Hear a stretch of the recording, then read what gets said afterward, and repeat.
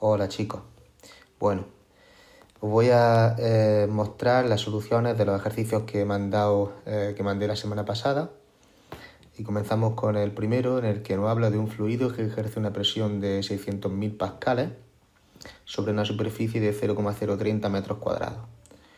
Nos preguntan cuánto vale la fuerza que ejerce el fluido sobre la superficie. Bueno, pues tenemos que utilizar la expresión de la presión, que es el cociente entre la fuerza y la superficie sobre la que actúa. Sustituyendo los datos, pues nos queda esto que veis aquí. Y como el pascal, al ser la unidad de la presión en el sistema internacional, se define como un newton por metro cuadrado, pues en lugar de 600.000 pascales yo voy a poner 600.000 newton por metro cuadrado. Y como veis, al despejar la fuerza, pues se me eliminan los metros cuadrados y me queda el resultado en newton. Bien, en el siguiente ejercicio nos habla de un fluido que ejerce una presión de 6 kilopondios por centímetro cuadrado sobre una superficie circular de radio 0,05 metros. Bien, y nos preguntan cuánto vale la fuerza que ejerce el fluido sobre la superficie. Bueno, pues la forma de proceder es la misma, mediante la expresión de la presión, pero los datos ya nos deberíamos dar cuenta de que vamos a necesitar calcular la superficie o el área de la superficie circular, y nos dan el valor de radio en metros, mientras que aquí la presión está en centímetros cuadrados. Entonces, pues una de dos: o bien pasamos este valor de presión a kilopondios por metro cuadrado, o bien calculamos la superficie en centímetros cuadrados, ¿vale? Por eso aquí, a la hora de calcular el área, pues que es pi por r cuadrado, el área de la superficie circular, en lugar de poner el radio en metros, pues yo lo he puesto en centímetros. Y me sale ya la superficie en centímetros cuadrados. Al sustituir en la fórmula, pues nos queda pues los 6 kilopondios por centímetro cuadrado por los 78,54, se nos van los centímetros cuadrados y nos queda el resultado de la fuerza en kilopondios. El kilopondio es una unidad que a veces también se le llama kilogramo fuerza, lo podéis encontrar de las dos formas, kilopondio o kilogramo fuerza. El kilogramo fuerza se representa como veis aquí. Y por lo tanto, en ambos casos, un kilopondio o un kilogramo fuerza equivale a 9,8 newton. Así que si queremos expresar el resultado de la fuerza en newton, que es la unidad en el sistema internacional, pues nos quedaría el resultado que veis.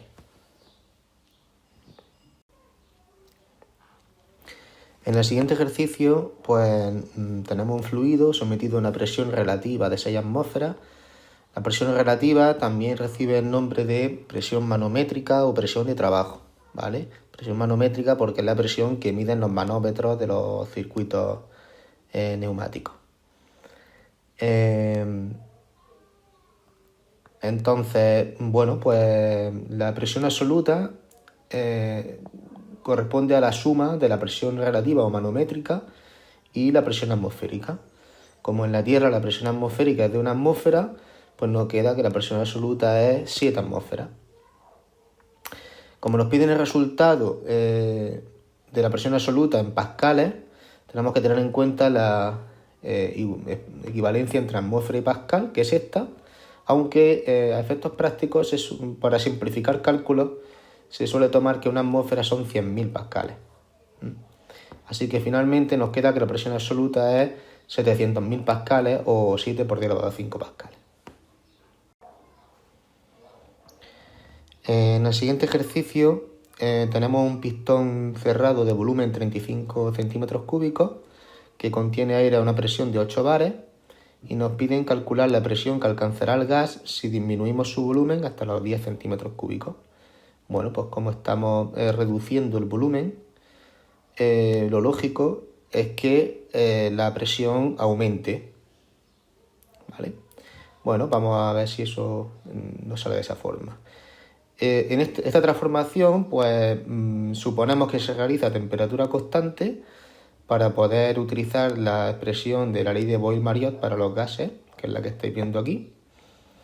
Y bueno, pues los datos que tenemos son el volumen del estado inicial, que es 35 centímetros cúbicos, la presión del estado inicial, que no son 8 bares, y el volumen del estado final, que son 10 centímetros cúbicos. Entonces la presión que alcanzará el gas sería P sub 2. Sustituyendo valores, pues nos queda un valor de presión 2 de 28 bares, que como veis pues es bastante superior a los 8 bares que teníamos inicialmente. Y bueno, si nos pidieran expresar el resultado en otra unidad de presión, pues recordad que un bar equivale aproximadamente a una atmósfera y que, como hemos dicho antes, pues una atmósfera son aproximadamente 10 elevado a 5 pascales. Bien, pasamos al ejercicio número 15, donde nos piden calcular el peso máximo que se podrá levantar con un cato hidráulico, que viene aquí representado en esta figura. Entonces, el peso máximo que se podrá levantar con un cátodo hidráulico, si la fuerza sobre el émbolo pequeño es de 80 newtons, nos dan la fuerza sobre el émbolo pequeño, que aquí la tenemos ya expresada, F1, y los diámetros de los émbolos son de 5 centímetros del émbolo pequeño y 15 centímetros el diámetro del émbolo grande. ¿Vale? Entonces el peso máximo que se podrá levantar pues F2, que siempre se va a situar sobre el pistón de mayor superficie. Entonces aquí tenemos que utilizar la expresión del principio de Pascal, que lo que nos dice es que, puesto que los líquidos son incompresibles, pues la presión del líquido en el punto 1, es decir, en el émbolo pequeño, coincide con la presión en el punto 2, en el émbolo grande. Utilizando la definición de presión, pues nos quedaría que F1 partido S1 igual a F2 partido S2. Pues bien, a partir de los diámetros de los émbolos, puesto que los émbolos tienen sección circular, pues podemos calcular, teniendo en cuenta que el radio es la mitad del diámetro, podemos calcular la sección del émbolo pequeño y la sección del émbolo grande. Y bueno, pues finalmente sustituimos los valores que tenemos, los datos que tenemos, y podemos despejar la fuerza máxima que podemos levantar en el émbolo grande. Esta fuerza, al ser la magnitud fuerza, pues hay que expresarla en newton. Y bueno, nos sale en newton porque F1 nos lo dieron en newton. Y respecto a la masa máxima pues la podemos obtener teniendo en cuenta que la fuerza es el producto de la masa por la gravedad. Entonces, pues dividiendo el F2 entre la gravedad nos quedaría una masa de 73,5 kilos. ¿Vale? Pero siempre tened en cuenta que kilogramos es unidad de masa y no de peso o de fuerza. En el ejercicio 16, pues bastante parecido. En lugar de un cátodo hidráulico, pues tenemos en este caso una prensa hidráulica que vamos a utilizar para levantar un coche de 1200 kilogramos de peso. Fijaros, ¿no? Esto es una incorrección. Y, bueno, hablamos habría que decir de 1200 kilos de masa, donde los diámetros de los pistones son de 10 y 20 centímetros de diámetro. ¿Vale? Pues entonces ya en nuestra cabeza, pues ahora rápidamente tenemos que asociar valores con letras, por decirlo así, ¿no? Recordad, por lo tanto, que el peso que queremos levantar, recordad que este valor que nos dan no es peso, sino masa. Pues el peso que queremos levantar correspondería a F2, aquí lo tenemos, y aquí ya lo hemos calculado como fuerza, multiplicando la masa por la gravedad. Entonces la masa sería 1200 kilos, la masa del coche, y el peso equivalente serían 11.760 newtons. Ese coche lo vamos a situar sobre el pistón grande, por lo tanto diámetro 2 sería 20 centímetros, y la fuerza que la desconocemos, la fuerza mínima a realizar para poder levantarlo sería F1, en una de nuestras incógnitas. Se aplicaría en el émbolo o pistón pequeño de 10 centímetros de diámetro.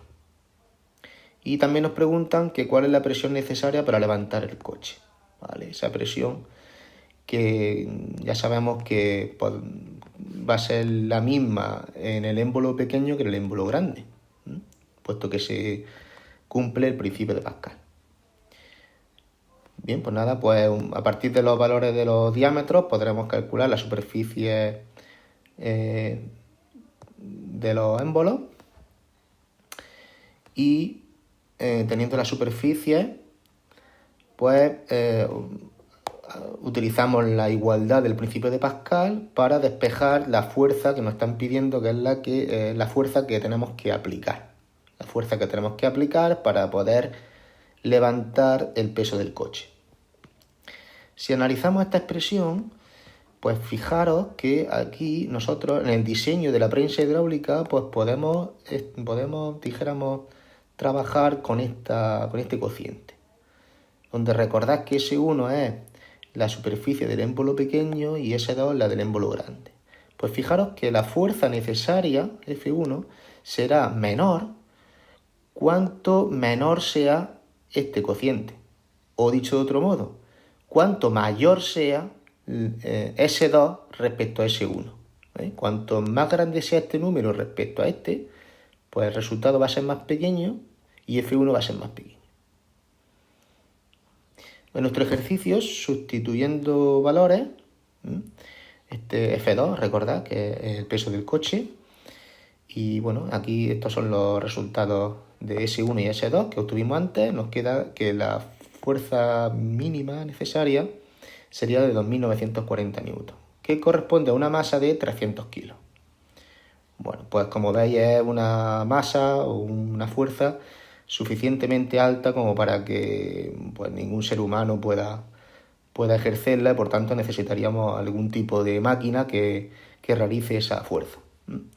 Ahora bien, si la relación entre diámetros o entre superficies fuera otra, es decir, si el émbolo grande fuese mucho más grande que el que tenemos aquí, en vez de 20 centímetros, imaginaros que fuera de 1 metro de diámetro, y el émbolo pequeño, en vez de 10 centímetros, que fuera de 5 centímetros, pues ya sería fácil calcular que la fuerza necesaria sería mucho más pequeña e incluso un ser humano podría realizarlo.